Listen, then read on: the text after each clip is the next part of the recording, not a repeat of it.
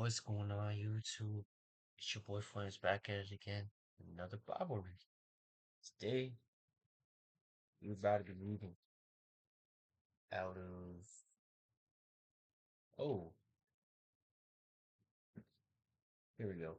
Deuteronomy chapter 18. Without further ado, let's get right to it, man.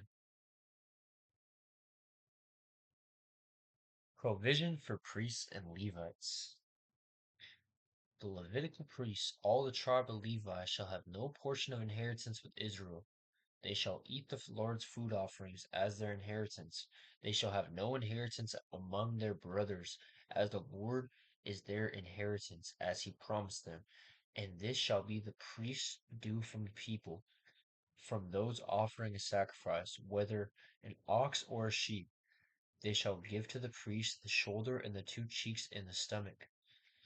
The firstfruits of your grain, of your wine, and of your oil, and the first fleece of your sheep you shall give him. For the Lord your God has chosen him out of all your tribes to stand and minister in the name of the Lord, him and his sons, for all time. And if a Levite comes out from any of your towns out of all Israel where he lives, and he may come when he desires to the place that the Lord will choose, and ministers in the name of the Lord his God, like all the fellow Levites who stand in to minister before stand and minister there before the Lord. Then he may have equal portions to eat, besides what he receives from the sale of his patrimony. Abominable practices. When you come into the land that the Lord your God has given you, you shall not learn to follow the abominable practices of those nations. There shall not be found among you anyone who burns his son or his daughter as an offering. For instance, like a good example of this is like Moloch, like the god of child sacrifice, which people still sacrifice children to him to this day. The Epstein file stuff, that's just the surface. There's a lot more, stuff going on with that. But Moloch, I don't remember what nation he was the god over, but he was like the main one for the child sacrifice stuff, and he's mentioned a lot in the Bible, especially in first five books of the Torah. Or tells fortunes, or interprets omens, or a sorcerer, or a charmer, or a medium, or a necromancer, or one who inquires with the dead. Okay, so now this also can get tied into certain stuff today. It says right here, practices divination or tells fortunes, or people with like tarot cards, for instance. That stuff is totally demonic. What it is it's a familiar spirit, right? It's a familiar spirit that goes and some of these familiar spirits, they can see your your past, okay? Because the devil, he can see your past. He can't see the future like God, but he can predict based off your past, and he can influence it by you opening doors to these demons to be able to influence you. For instance, when you're doing like a tarot card reading and they're doing the reading and they say, oh, this, thing happened to you back in the day in the past, right? And then, then after, since you have those doors open, they follow you home and then they try and influence what your future is going to be, what they quote unquote foresaw, which is not really actual foreseeing, right? And there's also, demonic gifts of prophecy, um, same as how there's a God-given gift of prophecy. Um, a good example of this is when, I don't remember exactly what point in the Bible, but there was a girl. I think it was some point in the New Testament. I don't remember if it was Jesus who prayed stuff out of her or somebody else. I think it might have been Jesus. I'm not 100% sure on that. But it was this little girl who these people were using for money because she had a demonic gift of prophecy, and the demon was prayed out of her. She wasn't able to do it anymore, and these people got upset. Um, a charmer or a medium or a necromancer or one who inquires with the dead. So a lot of these times, like um, people will have these spirits that would think like a medium, like they'll think like, oh, this person, can help me. This spirit can help me talk to dead people, or I can directly talk to dead people. That's not a thing. These are demons that are impersonating these people because they can see into your past a little bit, if that makes sense. For instance, heard somebody told me this story.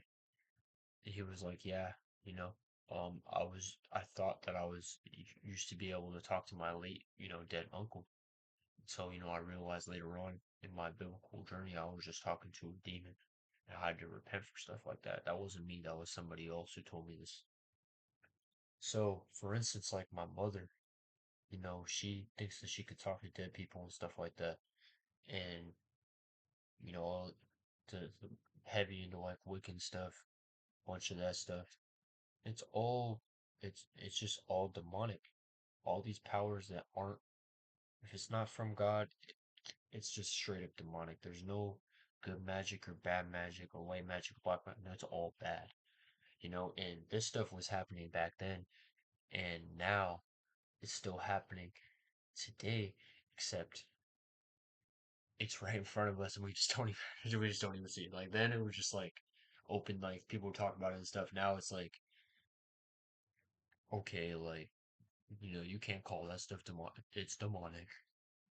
It's demonic. Everything is it's either demonic or it's for God. There's no fence. So any of this stuff, any of these powers and stuff, yes, these people have some power, but it is minuscule in the eyes of God. God stepping on them. Okay? They're peons compared to the Lord. Anyways, whoever does these things is an abomination to the Lord. Boom, right there. Set in stone. Anybody ever tries to talk to you about this stuff? Deuteronomy 18. Right here. Abominable practices. Because of these abominations, the Lord your God is driving them out before you. You shall be blameless before the Lord your God. So these people were getting driven out. And in the next book in Joshua, they're talking, bro, some of these cities are, God called them to wipe their entire existence off the face of the earth because of how abominable this stuff was, child sacrifice and stuff like that, crazy stuff. Clearly, God doesn't like this stuff. And we're just getting slowly indoctrinated and normalized to this BS today, and it sucks. You shall be blameless before the Lord your God for these nations which you are about to dispossess. Listen to fortune tellers and to diviners. But as for you, the Lord your God has not allowed you to do this. Notice the difference between a fortune teller and a biblical prophesier. It's not from God, it's evil, it's bad, it's demonic. A new prophet like Moses. The Lord your God will raise up for you a prophet like me from among you, from your brothers. It is to him you shall listen, just as you desired of the Lord your God at Horeb on the day of the assembly, when you said, let me not hear again the voice of the Lord my God, or see this great fire any more, unless I die.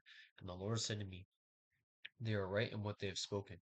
I will raise up for them a prophet like you from among their brothers, and I will put my words in his mouth, and he shall speak to them all that I command him.